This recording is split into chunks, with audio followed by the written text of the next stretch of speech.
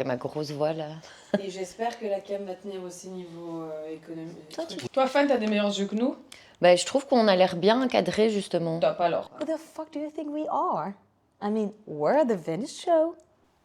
Oh là la team, j'espère que vous allez bien. On est de retour aujourd'hui avec The Venus Show et aujourd'hui pour une 4e émission. Et aujourd'hui, je suis en compagnie de Fanny. Hello. Et de Flo. Hello. C'est notre tout nouvel invité, c'est un invité masculin. Enfin, attends, est-ce que Flo se définit comme un homme? Oui, tout à fait. Cisgenre, en tout cas, c'est sûr. Parfait, au moins on est sur la même longueur d'onde. Et alors aujourd'hui mes petits Vénusiens, mes petites Vénusiennes et mes petits Vénusies pour ceux qui sont neutres, on se retrouve pour parler d'un sujet qui nous concerne tous les trois. Oui, c'est vrai.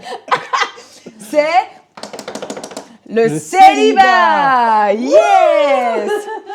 Et du coup, on a invité Flo qui est le frère de Fanny, mais surtout Flo qui est notre producteur officiel, notre donneur d'espoir, c'est celui qui croit en nous depuis le début et qui nous aide derrière la caméra, derrière son ordinateur, derrière son téléphone et parfois même derrière nos fesses. Je sais pas si je vais... Ouais. Et je voulais commencer cette émission par combien de temps cela fait que... Waouh. Ça fait depuis combien de temps? Ouais, voilà. Ça fait combien de temps qu'ils sont célibataires? Et alors, ma petite Fanny? Alors, mais célibataire vraiment en couple, ça fait quand même très très longtemps, mais avoir quand même connu un type, ça fait pas très longtemps, ça fait quelques mois. Il faut se dire que je m'assagis depuis quelques mois, donc depuis 8 mois, ben, je suis un peu tranquille, on va dire. Et toi, mon petit Flo? Moi, ça fait un petit moment hein, quand même. Ça fait un petit moment parce que c'est vrai qu'il y a eu des petites amourettes au cours de la dernière décennie et tout ça, mais c'était peut-être plus des petites amourettes, même si c'était une vraie relation, quoi. Donc je dirais que la dernière que j'ai eue, c'était il y a un petit peu 2 ans, je dirais, un truc comme ça. Mais ça n'a pas duré très très longtemps, quoi. Donc je sais pas. Si on doit vraiment parler de relations, vraiment relations amoureuses et tout ça, c'était genre début vingtaine, donc je dirais au moins 8 ans, quoi. Et toi? Oui. Alors, moi, ça va faire... J'ai l'impression d'être dans la Villa des Cœurs Brisés. Ça fait 657 jours, non? Tu commences à compter en jours, 3 il y a plus heures, rien non. qui va. Moi, je suis célibataire depuis, effectivement, 2 ans et demi. Oui, vraiment, ça fait 2 ans et demi que je suis célibataire de ma dernière relation. Et donc, on va aborder ce sujet parce que c'est un peu le sujet tabou qu'il y a, car on a aussi nos âges. On est quasiment, on est tous dans la trentaine. Voilà. Franchement, je me sens très bien. Moi, je me suis beaucoup amusée, donc j'avais besoin d'un peu une pause en fait. J'avais besoin de reposer mon corps, reposer mon esprit, reposer mon cœur surtout aussi. Et donc là, j'ai vécu ces 8 mois. Je sens que j'ai besoin d'amour, hein, c'est clair, mais de sexe aussi. Je me sens très très bien à l'aube de mes 40 ans. J'espère que ça va pas perdurer non plus. Et toi, Flo, comment tu vis ton célibat? Ben, la plupart du temps, franchement, ça va. Je vais pas mentir, d'office, il y a des moments où c'est difficile, mais tu sais, c'est comme tu as dit, hein, c'est n'importe quoi. Il y a un moment donné ou un autre où tu as besoin d'affection, tu as besoin de te dire que tu vas faire ta vie avec quelqu'un et tout. Les moments les plus difficiles, c'est parce que j'ai une vision quand même très très romancée de l'amour et de la relation et que j'ai vraiment ce truc hyper romantique où j'ai envie de trouver un peu l'âme sœur, quoi, au final. Donc, je sais très bien que comme c'est un rêve qui est difficile à atteindre, mon célibat qui est long, ça reste un peu normal. Mais franchement, du coup, comme je sais ce que je veux dans mes relations... On sait ce qu'on veut parce qu'effectivement, on a eu le temps de passer à travers des relations aussi. On a eu le temps de se penser le cœur et surtout, on a eu le temps d'apprendre à s'aimer et de vivre seul. Oui, exactement. Ce qui est très très important, il faut pas avoir peur de la solitude, parce que même si tu es en couple, que tu es avec ton mari, que ça fait 20 ans, 30 ans, 50 ans que vous êtes ensemble, un jour, l'un de nous va partir. Et ça peut arriver brusquement. Bon, c'est un peu horrible ce que je dis, mais voilà, ça peut arriver. La personne peut partir, peut se rendre compte qu'en fait, qu'elle aime le même sexe qu'elle, que tout simplement, elle a une grave maladie, elle va partir, etc. Et donc, il faut savoir pouvoir être heureux seul aussi. Alors prenez un chat ou un chien, ce sera encore plus facile, mais vraiment, je pense que la solitude, c'est quelque chose d'indispensable dans la vie, qu'on soit jeune ou âgé. Moi, ce terme, il me dérange, je t'avoue.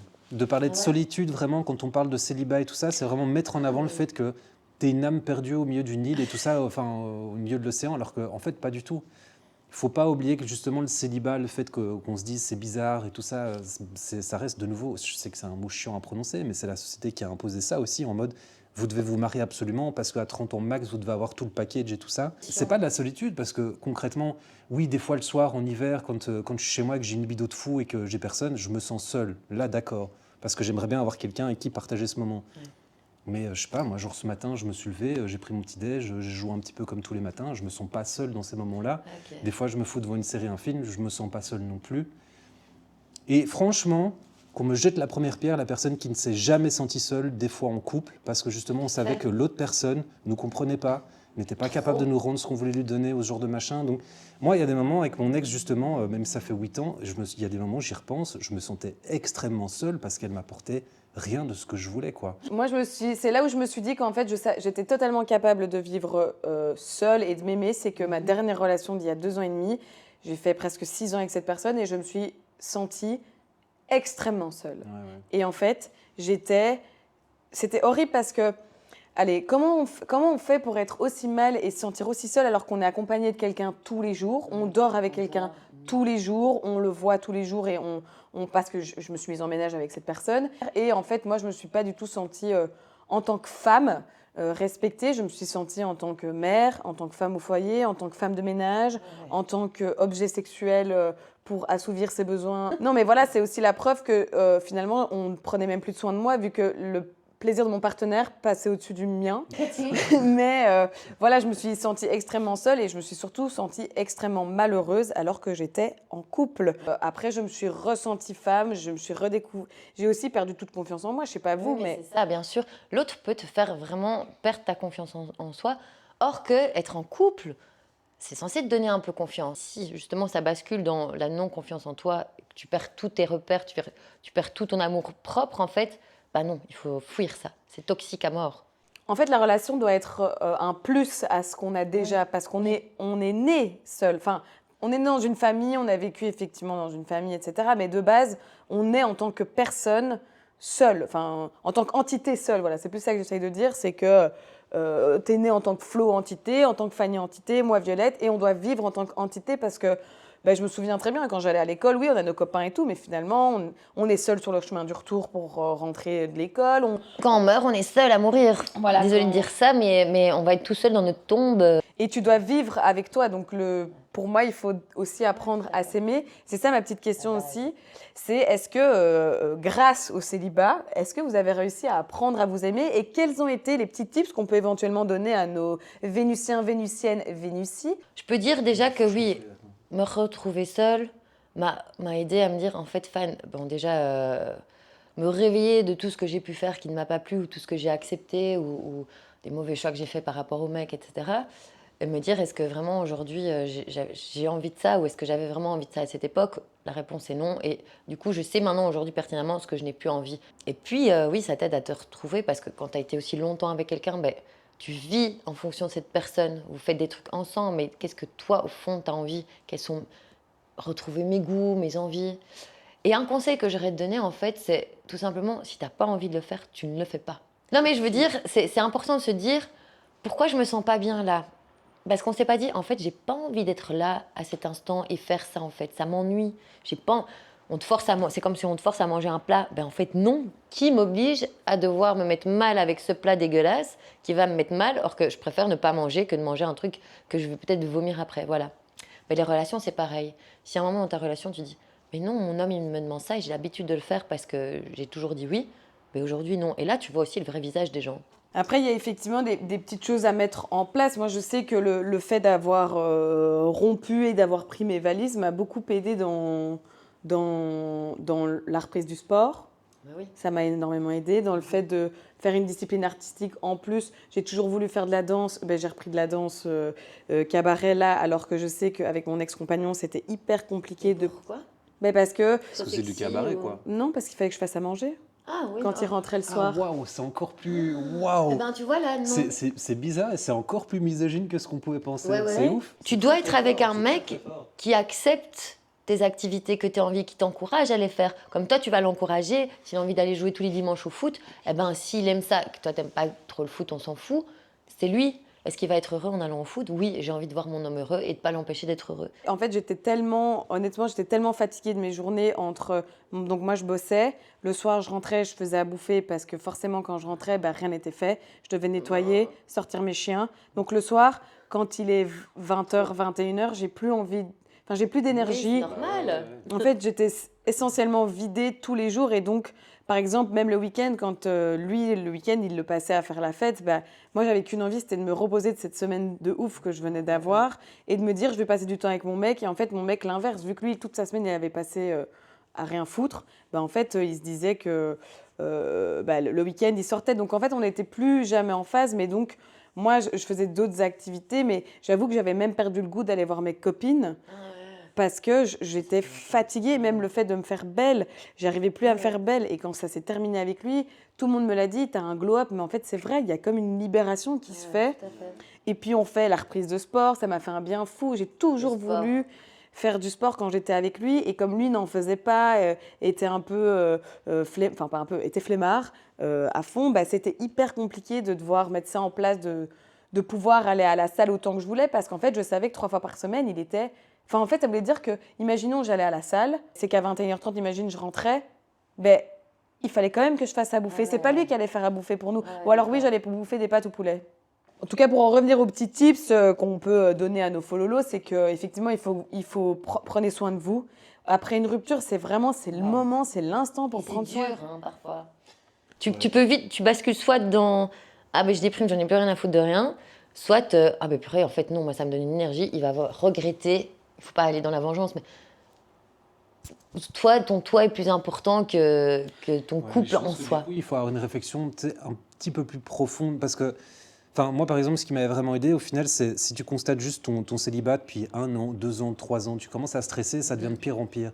Et puis quand tu te dis que justement tout ce temps que tu t'octroies toi-même te permet de te découvrir à 100%, surtout mettons dans la vingtaine où justement tu grandis encore plus vite, tu apprends encore plus qui tu es et tout ça, et c'est assez colossal. Et en fait, c'est se dire... Il y a vraiment des périodes dans la vie où il faut pouvoir assumer du célibat parce que c'est le moment où on doit vraiment savoir qui on est, quelle personne on a envie d'atteindre dans la trentaine et en fait après de ce moment-là de foncer quoi. Et du coup moi j'ai passé quasiment toute ma vingtaine en tant que célibataire à juste réfléchir à qui j'étais et tout ça, mais aujourd'hui je sais que ma trentaine je la commence avec le meilleur mental que j'ai jamais eu, les meilleures réflexions sur moi-même, sur ce que j'attends et ce genre de trucs et même d'appréhender des relations maintenant avec vraiment un esprit sain où je sais très bien ce que je ne dois pas faire, parce que forcément avant je n'étais pas non plus quelqu'un de sain avec qui être en relation et tout ça. Donc je pense que le meilleur truc vraiment pour pouvoir supporter le célibat, c'est de l'assumer pleinement et de se dire ce temps-là maintenant, je vais laisser tout le monde un peu de côté, sauf famille et tout ça, et juste essayer de savoir qui je suis et ce que je veux et comment je veux que le reste de ma vie se passe au niveau relationnel, quoi. Exactement. Après, c'est vrai qu'après une rupture, c'est toujours compliqué de se reconstruire, mais je crois que Fanny, tu vois, tu disais c'est soit l'un, soit l'autre. Moi, je pense qu'il peut y avoir les deux. Moi, je sais que je me suis laissée complètement aller. Alors, il y a plein d'aides extrêmes, mais moi, par exemple, donc, je me suis sous-alimentée. Enfin, pas alimentée, voilà, tu sais quoi, je veux le dire. Je ne me suis pas alimentée du tout. Donc, j'ai perdu énormément de poids, ce qui a fait que je me suis trouvée hyper moche parce que je n'avais plus aucune forme, plus rien, et qu'en plus, comme je ne faisais pas de sport, bah, tout était flop. Et, tout était. J'étais pas belle, je voulais pas me regarder dans le miroir, et d'autant plus, je revois des photos à l'époque quand j'étais vraiment très très maigre. Je voyais que je portais des vêtements super amples pour pouvoir donner de la consistance à ce que je n'avais plus, quoi.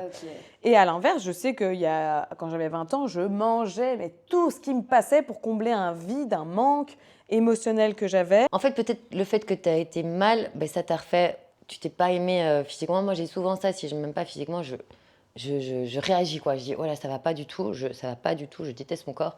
Paf, je retourne au sport et je vais donner un peu plus d'intensité, peut-être, tu vois. Mais donc, ouais, peut-être que ce mal t'a aidé à réagir correctement, en fait. Il fallait que tu passes par cette phase de mal, quoi. Mais je pense que même il faut s'autoriser à tout le monde, il faut s'autoriser à être mal, il faut s'autoriser à pleurer, il faut lâcher ses émotions, parce que sinon, ça c'est vraiment un tip que j'aimerais donner, parce que moi je l'ai fait pendant mon premier amour. Quand ça s'est terminé, j'ai mis 3 ans à m'en remettre parce que j'ai gardé mes émotions pendant 3 ans.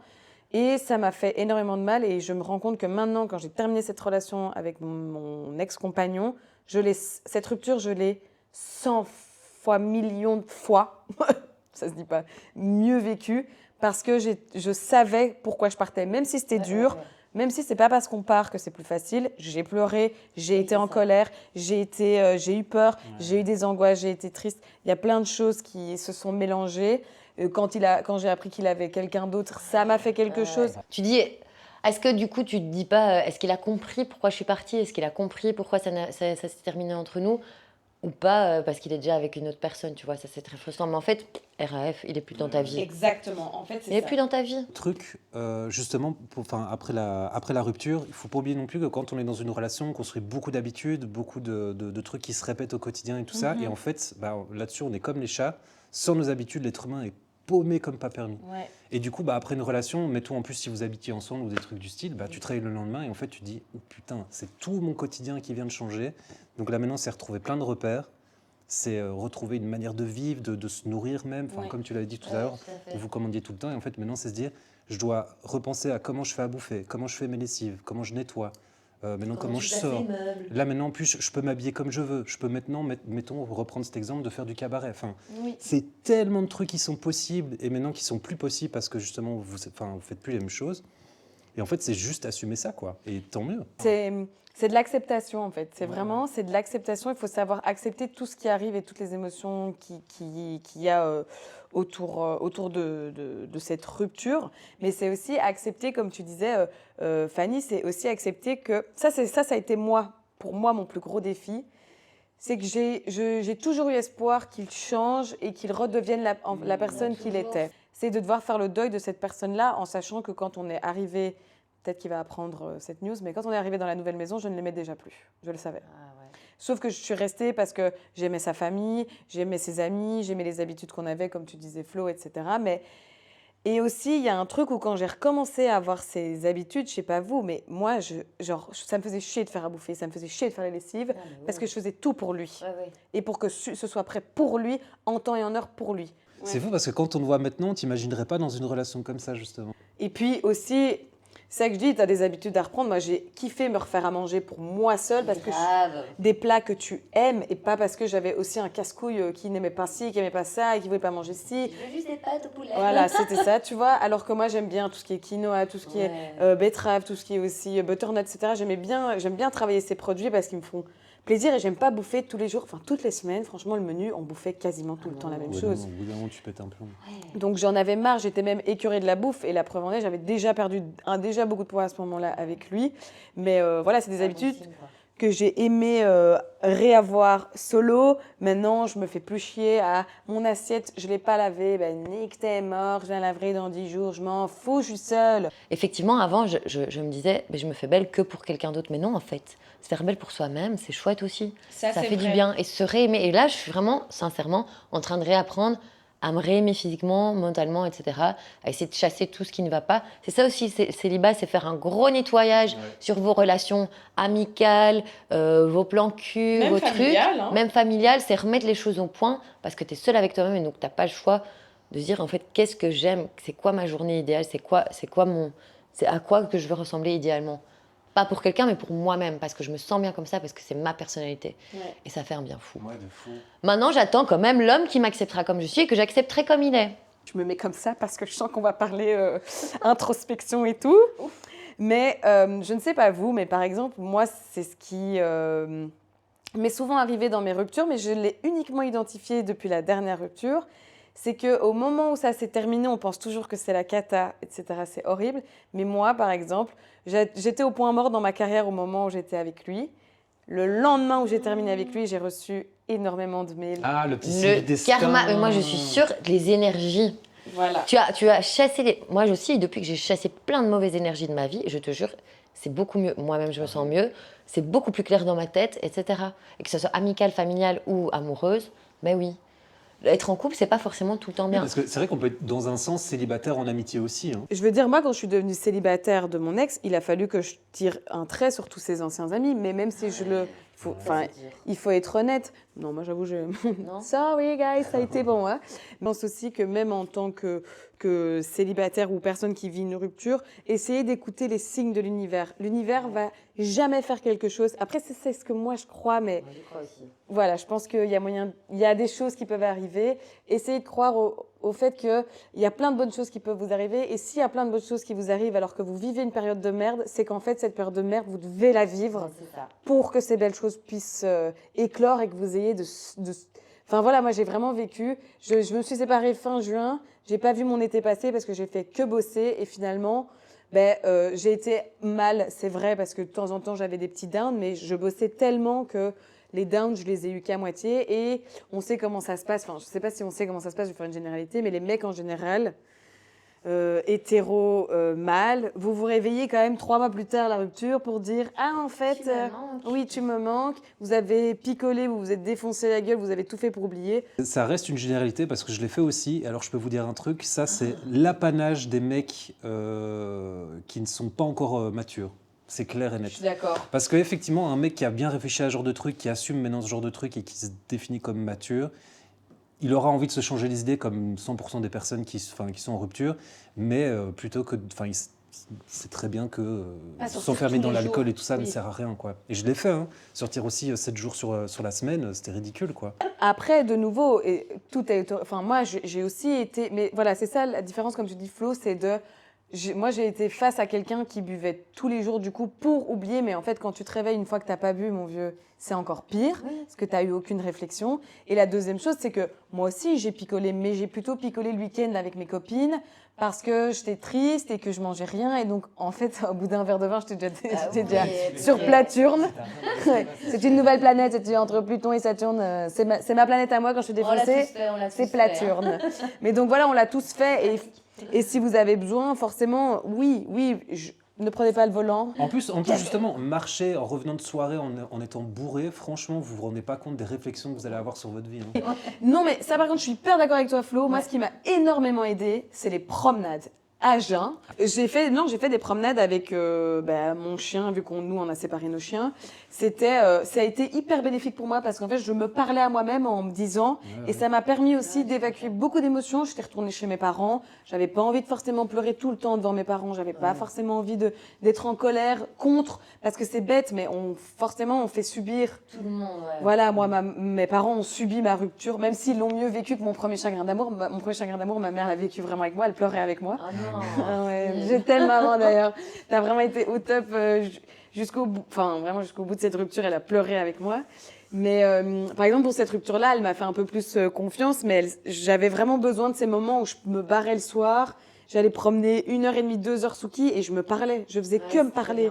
Très Mais bien. oui, et en fait, je pense que c'est indispensable parce que il n'y a rien à faire, et ça, je pense que c'est une tendance que trop de gens oublient, c'est qu'on a une vraie relation avec nous-mêmes. Donc, avant d'être en couple avec qui que ce soit, vous serez toujours en couple avec vous. Et du coup, les gens qui ont un mal fou à rester seuls et à rester du coup célibataires sont des gens en fait qui se font chier avec eux-mêmes et qui n'arrivent pas à s'apprécier assez pour passer même 2 heures tout seul dans une pièce. Et qui ont peur. Bon, 2 heures, c'est chaud. Si vous n'arrivez pas à rester 2 heures tout seul avec vous-même, c'est que vous détestez comme pas permis. Je trouve ça très chaud. Mais du coup, voilà. Mais il faut avoir cette réflexion de comment on se perçoit soi-même, de comment on arrive à se parler à soi-même, de comment on s'écoute aussi. Mais moi, en fait, maintenant, c'est devenu un réflexe. Et si je peux pas avoir des réflexions à voix haute, en me parlant à moi-même, en prononçant mon prénom, en fait, je n'ai pas ce truc qui me percute. Ouais. Et je peux avoir mes réflexions, tu sais, que je laisse un peu flotter dans mon esprit et tout. Mais quand je veux vraiment avoir une réponse, je me parle à moi-même parce que je veux m'entendre dire ce genre de choses. En fait, c'est comme se convaincre de « Allez, là, maintenant, je vais faire le plongeon dans la piscine. Ouais. Mais tu le dis et tu sais que tu vas le faire. Si t'es tout le temps comme ça, avec la bouche fermée, et que tu penses juste à ça, tu vas jamais le faire. Donc il ne faut pas oublier sa relation qu'on a avec soi-même et donc d'abord se retrouver après une rupture et ce genre de trucs, quoi. Et qu'il y a forcément un moment quelqu'un qui nous conviendra ou à qui on conviendra aussi. Il ne faut pas oublier. Parce que parfois on se dit dans la rue, putain, mais comment ça se fait que celle-là, elle a un mec et tout, et des enfants, et ils ont l'air amoureux et tout, je comprends pas, parce qu'elle a l'air chiante, machin truc. En fait, on ne sait pas déjà leur histoire. Ouais. Et donc, moi, ça me rassure en me disant, bah ok, je sais que je suis pas je sais que je suis un peu terrible, mais je suis pas la plus terrible non plus. Donc à un moment, ça va bien de m'arriver. On va pas juste m'appeler pour baiser, quoi, tu vois, que je pourrais vraiment vivre une vraie relation. Mais voilà, je suis patiente, j'y crois toujours. Mais c'est bien que tu en parles aussi, Fanny, je voulais parler de ça, parce que c'est aussi ce qui revient le plus souvent, ce sont les comparaisons. N'est-ce pas ? On se compare beaucoup aux autres, quand on compare quelqu'un qui est en couple ou quelqu'un qui est célibataire, de se dire, comme tu disais, comment ça se fait qu'il ou elle est en couple et moi je suis célibataire, comment ça se fait qu'il ou elle arrive à garder ce mec-là alors que je serais mieux, etc. Il y a ce principe de comparaison que je pense qui est pas mal qu'on aborde en fait, parce que la comparaison n'aide absolument pas à pouvoir aller de l'avant, parce que une personne n'est pas une autre, une relation n'est pas une autre, comme tu disais Fanny, on ne sait pas ce qui se passe dans ce couple. Et j'en suis la preuve vivante, mais je suis entourée de couples.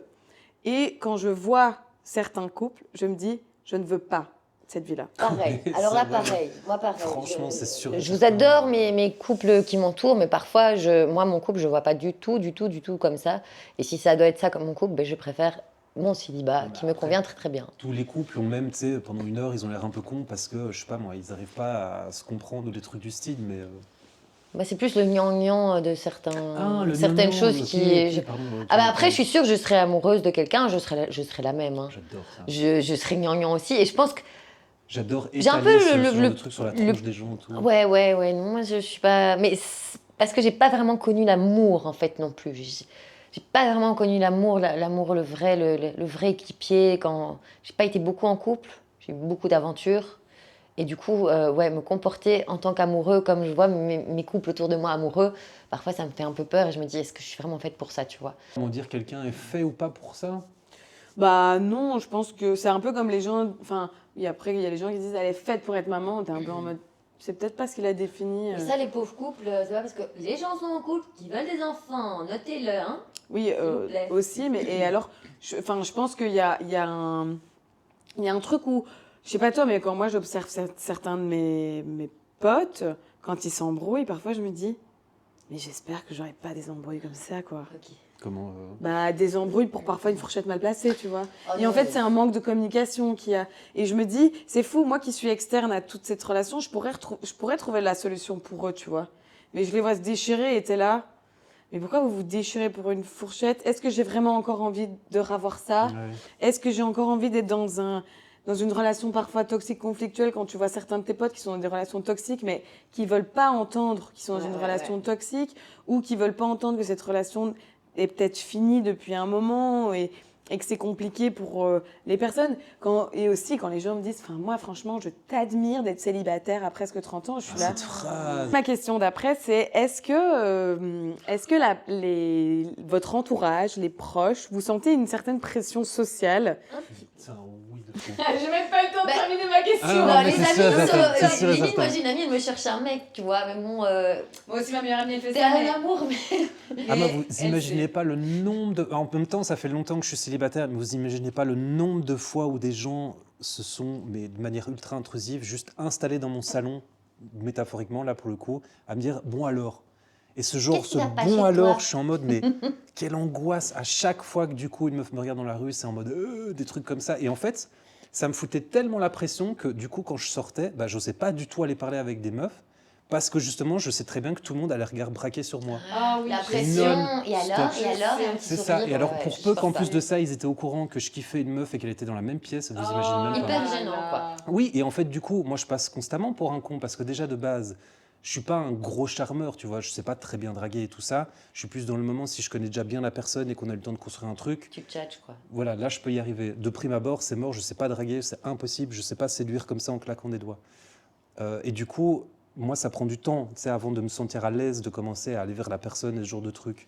Et de savoir que je fais un petit pas vers une personne et directement tous les regards vont se tourner vers moi, ça me bloque. Et du coup, j'arrive devant la meuf en train de transpirer, à bégayer et je passe pour un con. Et donc, c'est baiser dès le début.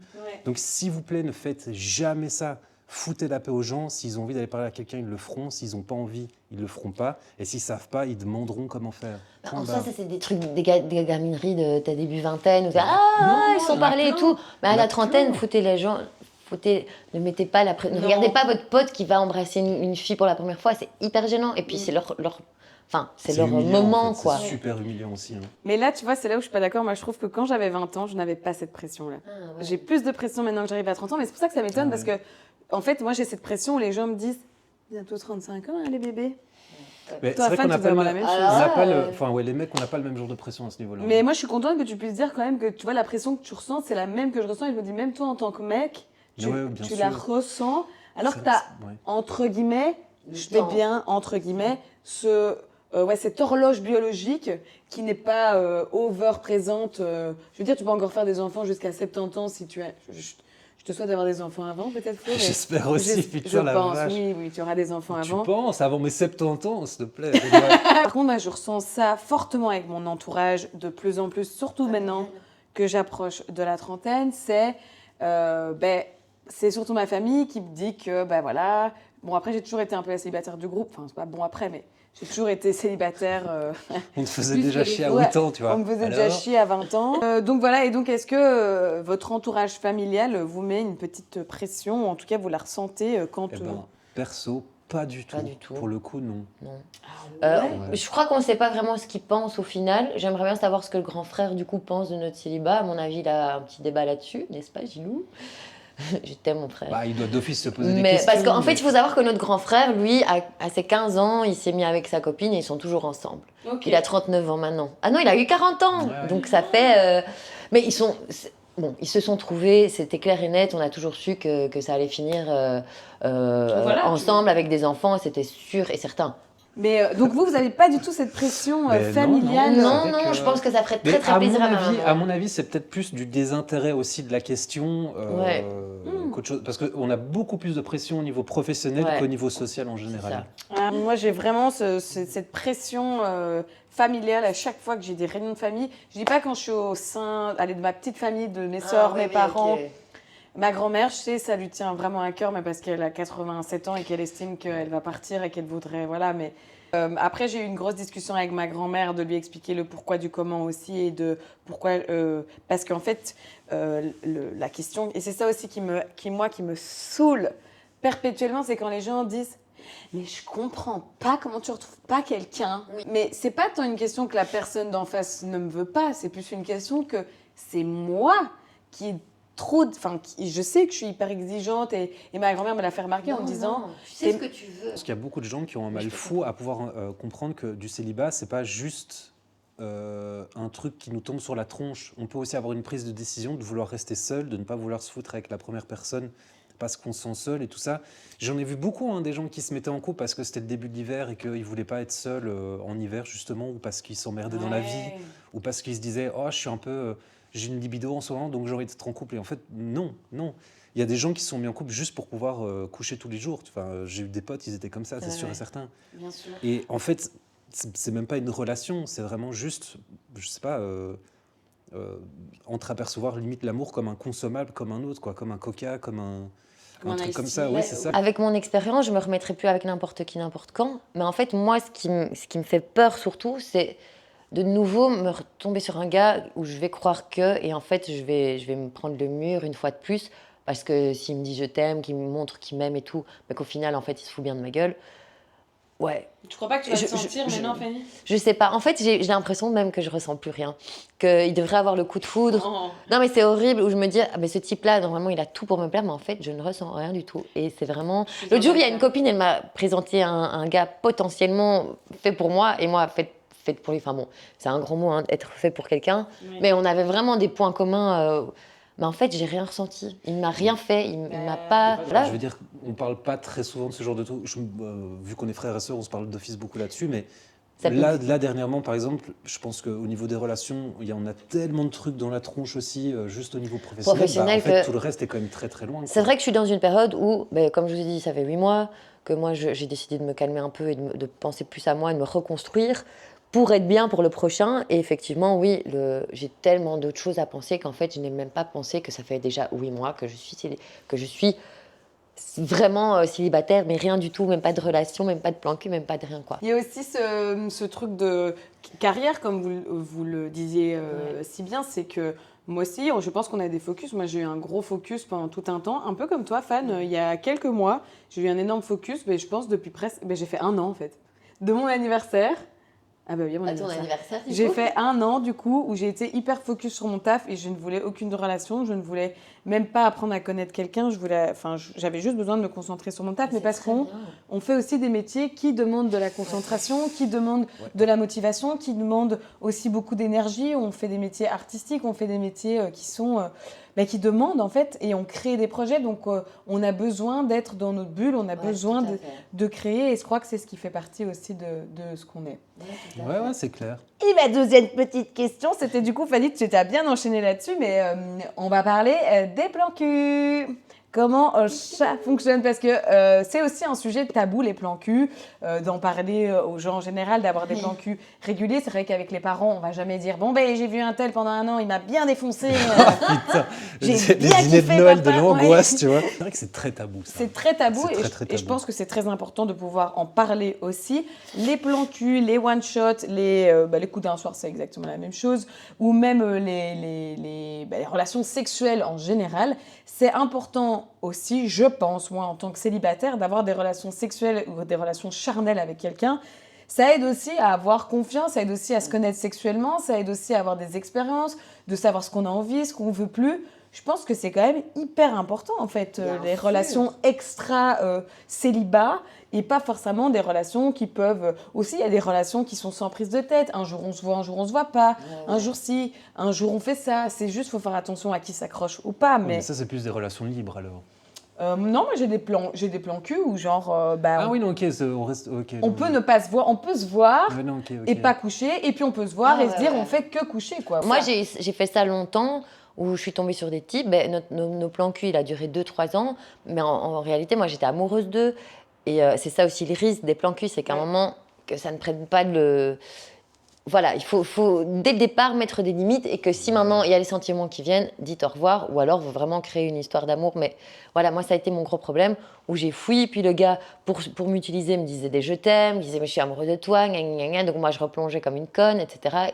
Il s'assouvissait, et je me rendais compte qu'il s'était de nouveau foutu de ma gueule, puis il revenait, enfin bon, c'était Mais catastrophique. les mecs comme ça, Mais vous parce que êtes quand, des à partir du moment où crasses tu as de les merde, c'est un truc de sentiments fou. qui sont en jeu, en fait, tu es complètement perdu dans ta tête. Et moi, c'est ce que j'ai eu. J'ai été prête à me donner physiquement, même en faisant des choses que je n'avais pas envie, par amour, en me disant, bah, si je fais ça, le mec, il va d'office tomber amoureux de moi. Mais en fait, pas du tout. C'est ça aussi, c'est pas parce que c'est un plan cul que vous devez expérimenter. Alors, il faut être dans la communication. Moi, c'est ça que je prône vraiment au niveau sexuel, c'est la communication. Ouais. Quand je rencontre quelqu'un, j'aime bien, et je sais que les mecs sont souvent en mode waouh, tu me poses des questions hyper intimes, mais je suis en mode ben, si j'ai envie de passer un bon moment avec toi, j'ai besoin de savoir ce qui te plaît, j'ai besoin de savoir, t'as besoin de savoir ce qui me plaît, Et que c'est pour ça que ça fait un chouette plan cul Oui. qu'on se rappelle après, quoi. et, Parce que... et je vais pas me forcer. Si j'ai pas envie de prendre dans le cul ce jour-là, je vais pas prendre dans le cul. Si j'ai pas envie de faire une fellation, je la ferai pas non plus. S'il y a des choses où j'ai pas envie, apprenez aussi en Oui, tant c'est que ça. célibataire. Ce n'est pas parce que vous êtes célibataire que vous êtes un bout de viande, Oui, ou vous oui. êtes un objet ou une chatte de poche. En fait, non, mais c'est vrai, tu vois. L'expression chatte Mais de poche. ça existe, les chattes de poche, tu connais pas? C'est les sextoys, c'est des vraies chattes de poche, c'est les mecs qui se branlent avec. Ah, waouh. Ah, Flo, on lui apprend tout, mais que voilà. Mais donc, on va aussi parler des dates et des applis de rencontre, parce qu'effectivement, c'est dans l'air du temps avec la technologie que nous avons et toutes les applis de rencontre qu'il y a, parce que maintenant, il y a même des applis de rencontre où tu peux dire si tu veux une relation sérieuse. Chez Fruit, où tu veux, par exemple... Ah, mais ça, c'est bien. Ouais, si tu peux veux- préciser plein de machins. Et Je tout, veux juste baiser, je Voilà. veux un amitié plus, C'est ça. je prends dans le cul. Eh Baleine, ben, ça, il y a par exemple aussi... baleine pêche. Tu as Grindr qui est pour les homosexuels. Je pense que c'est homme, mais je ne suis vraiment pas sûre. Attention à cette appli, parce qu'il paraît qu'il y a des gens qui font des faux profils pour envoyer des homosexuels à des endroits et pour Oui. les tabasser. Donc faites super gaffe, les Oui. gars. Ah, je vous en supplie, des homophobes, il y en a partout et encore plus sur les C'est applis. dégueulasse de faire ça. Sur les applis de rencontre, il y a aussi également beaucoup de pédophiles sur tout ce qui est appli de rencontre ou même sur site pour enfants. Enfin voilà. Faites attention à vous. Si vous ne le sentez pas, n'y allez pas, mais surtout renseignez-vous sur les profils. Regardez bien s'ils sont Et sur prévenez un proche que vous allez quelque part, ou je ne sais pas, ou... Justement, c'est ce que je voulais dire aussi. Il y a en gros sur votre maintenant iPhone, avec la toute nouvelle application, la nouvelle mise à jour iPhone, vous avez une notification qui peut s'envoyer à quelqu'un quand votre téléphone tombe plat. Donc si jamais vous êtes à un endroit et votre téléphone tombe plat, vous devez mettre dans les réglages, c'est noté. Je ne sais pas comment je vais pouvoir montrer ça un jour, mais voilà, je l'ai vu dans la dernière modification. Je trouve ça génial. Quand votre téléphone tombe plat, c'est d'au moins une notification est envoyée à une personne pour savoir où vous êtes et on peut vous localiser. Mais donc voilà, je voulais revenir un peu sur les dates et les applis de rencontre. Est-ce que vous êtes un petit peu date, appli de rencontre ou pas? Alors, date, ok, mais appli, j'ai essayé ça 2-3 fois. C'était un fiasco à chaque fois, donc j'ai arrêté. Ok. Voilà. Moi, les applis de rencontre, j'ai essayé plusieurs fois. Et, ça a fonctionné plusieurs fois, mais par contre, je trouve ça chiant comme la pluie, quoi. Mais vous avez quelles applis de rencontre? Genre les basiques Tinder ou J'avais vraiment testé au tout début, et puis j'étais tombé sur une appli qui s'appelait Hinge, donc c'est bien, ça. H-I-N-G-E. qui était vraiment pas mal pour le coup. Et j'ai rencontré des gens qui me correspondaient vraiment pas mal aussi. Mais le problème, c'est que c'est tout le temps les mêmes processus où tu parles, tu es obligé de liker je sais pas combien de comptes avant de tomber sur une personne qui va vouloir parler avec toi. Et en fait, je trouve ça affreusement chiant. Donc dès que j'installe, je désinstalle direct, donc je le fais plus. Ça, je comprends. Moi, j'ai un peu ce problème avec les applis de rencontre et voilà pourquoi je suis jamais sur les applis de rencontre. J'ai peut-être parfois j'ai peut-être été 3 jours dans toute ma vie sur une appli de rencontre, mais en fait, c'est ce truc un peu virtuel qui me dérange, cette rencontre Pareil. qui n'est pas virtuelle et ce truc de oui, non. Ah oui, juste au non. physique. Ouais. Et du coup, moi, je me suis fait parce que j'ai dit, oh, il est beau celui-là. Et ben, quand je l'ai vu en vrai, c'était pas du tout. Et oui, il avait plus ou moins la même belle tête. Mais je dis, c'est du foutage de gueule, trop bizarre le mec. Ouais. Pas méchant, mais non, en fait, Voilà. tu mens. Mais c'est vrai que du coup, tu as le côté supermarché comme ça. Où, Ouais, c'est Oui, horrible. ça c'est moi, en tout cas, je suis pas fan de ça. Moi, ce que j'aime, c'est rencontrer quelqu'un en une soirée et qu'après, éventuellement, ça devienne un date et qu'on se dise, ok, t'es chaud qu'on aille boire un verre, ouais, je suis chaud. Et c'est un petit peu ce que je vis en ce moment. C'est pour ça que je me suis ouverte au date parce que de base, Ouais. j'étais quelqu'un d'énorme. Pareil, putain. Je ne pouvais pas. On en avait parlé, Fanny, le fait de manger devant quelqu'un, Horreur. une horreur. Tu m'oublies. Donc voilà, mais le fait d'avoir rencontré quelqu'un déjà en soirée, aller être un peu pompette et d'être un peu désinhibée, de pouvoir discuter, moi ça me rassure dans le fait de revoir la personne et de pouvoir avoir une interaction avec elle.